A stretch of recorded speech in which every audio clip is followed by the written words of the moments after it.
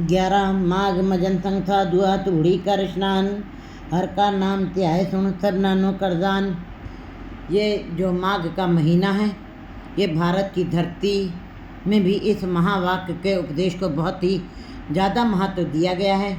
खास करके प्रयागराज में, जहाँ पे गंगा जमुना सरस्वती तीनों नदियाँ का स्नान एक साथ किया जाता है, त्रिवेणी कहलाती है, वहाँ पर भी इस स्नान को इस महीने के स्नान को बहुत ही महत्व दिया गया है। और जहाँ पर भी नदियाँ हैं, नदियों के तट हैं, वहाँ पे पूरे भारतवर्ष में इस महीने में लोग स्नान करते हैं और इसका फल प्राप्त करना चाहते हैं। भारत के लोगों ने इस स्नान को केवल इस स्नान को भौतिक स्नान उपलब्धियों के साथ साथ ही आध्यात्मिक उपलब्धियों के साथ भी जोड़ दिया है। जबकि गुरु नानक देव जी ने इसको गुरमत के अनुसार इस स्नान को किस प्रकार स्नान करना, इस महीने में कैसा स्नान करना है, गुरु जी ने बताया है। क्योंकि गुरु जी बता रहे हैं कि ये शरीर जो स्थूल है वो तो हमें दिखाई देता है, उसके लिए तो हमें नदी में हम स्नान करके इस महीने में शरीर को तो पवित्र कर सकते हैं, परंतु जो सूक्ष्म शरीर है, जो सूक्ष्म मन है, जो अदृश्य है, अदृश्य को दृश्य के साथ कैसे जोड़ा जा सकता है। इसका मतलब ये है कि मन का स्नान कभी भी नहीं हो सकता। इस महीने में लोगों ने आध्यात्मिक उपलब्धि के साथ जोड़ा है, लेकिन गुरुमत के अनुसार गुरु अर्जन देव जी ने इस स्नान को साथ साथ में शरीर के स्नान के लिए तो जल की ज़रूरत है। वो तो सही है कि स्थूल शरीर जो दिखाई देता है और नदियों का जल भी दिखाई देता है, उससे शरीर पवित्र हो जाता है, परंतु मन कभी पवित्र नहीं हो सकता है। गुरुमत के अनुसार मन सूक्ष्म है, जो दिखाई नहीं देता है, उसके लिए उस अदृश्य को इस दृश्य के साथ कभी जोड़ा नहीं जा सकता, न जोड़ करके उस मन को कभी पवित्र किया जा सकता है। तो गुरु जी ने यहाँ पर खास बात यही बताई है कि माघ मजन था, जो गुरु जी बता रहे कि माघ के महीने में हे जीवो, अगर जो तुमको स्नान करना है तो साधुओं की संगत में आकर के तुम नाम गुरु के शब्द का स्नान करो। गुरु के शब्द का स्नान करके सत्संगत में आकर के साधुओं की संगत करके उन धूड़ी कर स्नान और साधुओं की पैगंबर औलियों की खाक ले करके वो तुम्हारे लिए अक्सीर बन जाएगी। उनके चरणों की धूल जो है तुम्हारे लिए अक्सीर बन जाएगी।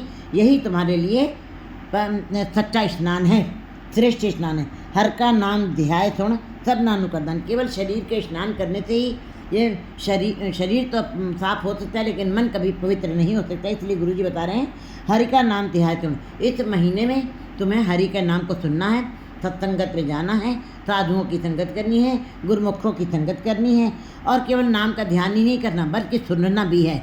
सुनिया मनिया मन कीता भाव, अंतर्गत तीरथ मलनाओ। फिर अंदर जो तीरथ है, जो हृदय रूपी, उसके अंदर तुम्हें गुरु के शब्द के साथ स्नान करना है। उस स्नान से फिर सपनानु प्रदान। फिर अगर जो तुम्हारे अंदर वो पूंजी आ गई है, वो गुरु के शब्द का जल आ गया है, तब उसके साथ उस दान को तुम्हें सबके अंदर बांटना भी है।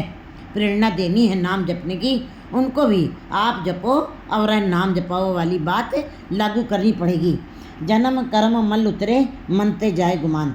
और जब गुरु के शब्द के साथ साधुओं की संगत में आकर के पीठ पैगंबर की औलियों की संगत में आकर के अगर जो तुमने उनकी अक्सीर अपने आँखों में लगा ली है, अंजन लगा लिया है, फिर जन्म कर्म तुम्हारे जन्म और जन्मों के जन्म कर्म मल उतरे। मनसा वाचा कर्म, मन से भी जो पाप किए हैं और वचन से जो पाप किए हैं और हृदय से आत्मा से जो पाप किए हैं, उनकी भी मैल सारी इस गुरु के शब्द रूपी जल से स्नान करने से उतर जाएगी और मन में से अहंकार का भाव खत्म हो जाएगा। क्योंकि गुरु का शब्द ये कहता है, हमें दीर्घ रोग है दारू पी समाए। गुरु के शब्द के साथ ही जब कोई जीव जुड़ करके स्नान करता है, उसके अंदर से मेरी की मैल भी उतर जाती है। काम क्रोध न मोहिए बिन से लोभ स्वान। और जीवों के अंदर आज लालच बढ़ता जा रहा है, तृष्णा बढ़ती जा रही है, कामनाएं, आशाएं, तृष्णाएं बढ़ती जा रही हैं। गुरु जी कहते हैं कि अगर जो तुमने साधुओं की संगत में आकर के उनके चरणों की धूल को अक्षीर बना लिया है तुमने, और सत्संगत में आके गुरु के शब्द को जपा है, अपने अंदर कमाया, दूसरों को जपवाए, आप जपो और नाम जपो वाली संज्ञा लागू की है, तो तुम काम करो, तुम्हारे अंदर काम क्रोध सब चुक जाएंगे, ख़त्म हो जाएंगे। न मोह ही है, तुमको मोह नहीं व्यापेगा और तुम्हारे नज़दीकी ये विकार नहीं विकार तुम्हारे पर हावी नहीं होंगे। काम क्रोध न मोह ये बिनते लोभान, और लोभ रूपी कुत्ता जो है वो ख़त्म हो जाएगा, उसका प्रभाव नहीं रह जाएगा मन के अंदर। सच्चे मार्ग चल दें उस तक करे जहान।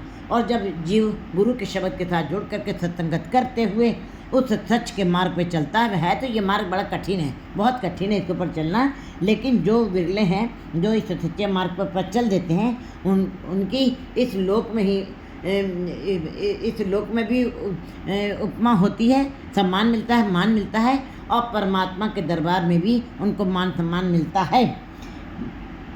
सच्चे मार्ग चलते हैं उस तक करे जहान, पूरा जहान उसको बढ़ाई देता है, मान देता है, उसको पूजते हैं लोग। 68 तीरथ सगल पुण्य जी दया प्रमाण। और हम वैसे तो भारत के ज़्यादातर लोग जो हैं इस भ्रम में रहते हैं, इस द्वैत भाव में रहते हैं कि हम नदियों के में स्नान कर लेंगे इस महीने में, माघ के महीने में तो हम पवित्र हो जाएंगे, निर्मल हो जाएंगे, हमारे अंदर से विकार खत्म हो जाएंगे। लेकिन गुरु जी बता रहे हैं कि जब कोई जीव वो केवल शरीर को पवित्र करने के लिए स्नान किया जा सकता है त्रिवेणी में या अन्य नदियों के अंदर, परंतु जो भी जीव गुरु के शब्द के साथ के जल से स्नान करता है, सत्संगत में आकर के श्रेष्ठ जीवों के साथ बैठ कर, गुरुमुख जीवों के साथ बैठ कर के नाम जपता है, वो 68 तीर्थों का फल उस गुरु के शब्द से ही कमा लेता है। सगल पुण्य और सारे पुण्य फल उसको प्राप्त हो जाते हैं। जी दया परवान, एक जी के ऊपर जब कोई दया कर देता है तो 68 तीर्थों का फल उसको अपने आप मिल जाता है। और जब जीव गुरु के शब्द के साथ जुड़ता है तो उनके अंदर ये वाले गुण अपने आप ही आ जाते हैं, दया, प्रेम, सहयोग, सहानुभूति, ये सारे नेचर से उसके अंदर बस जाते हैं। जिसनो देवे दया कर सोई पुरख सुजान, पर ये सबको नहीं प्राप्त हो सकता है। जिसके ऊपर परमात्मा स्वयं अपनी कृपा करता है, अपनी कृपा दृष्टि करता है, सोई पुरख सुजान, वही जीव जो हैं सुजान बनते हैं, वही सज्जन पुरुष बनते हैं, वही श्रेष्ठ पुरुष बनते हैं, वही गुरुमुख जीव बनते हैं। जिन्ना मिल्या प्रभ अपना नानक तिनको। गुरु जी बता रहे हैं कि माघ के महीने में जिन्होंने गुरु के शब्द के साथ जोड़ करके सत्संगत करके नाम की कमाई की है और संतों के चरणों की धूल को, अक्षीर को अपने माथे पे लगाया है, और इसीलिए लोग जो हैं अपने घरों में संतों को, महापुरुषों को, भक्तों को अपने घर में चरणों को पढ़वाते हैं और उनके चरणों की धूल अपने मस्तक पे लगाते हैं, क्योंकि उनके चरण बसे मेरे हृदय संग पुनीता देही, चरण की तूर देहो कृपा निधि नानक के सुखे ही। कहते सबसे बड़ा सुख जो है वो संतों के चरणों की धूल में है, अक्षीर में है। लेकिन ये बात उसी को समझ में आएगी जिनके ऊपर परमात्मा की कृपा हो गई है और जो सज्जन सुजान पुरुष बन गए हैं उसकी कृपा से, जिन्ना मिला प्रभु अपना, फिर ऐसे जीवों को ही परमात्मा स्वयं मिल जाता है।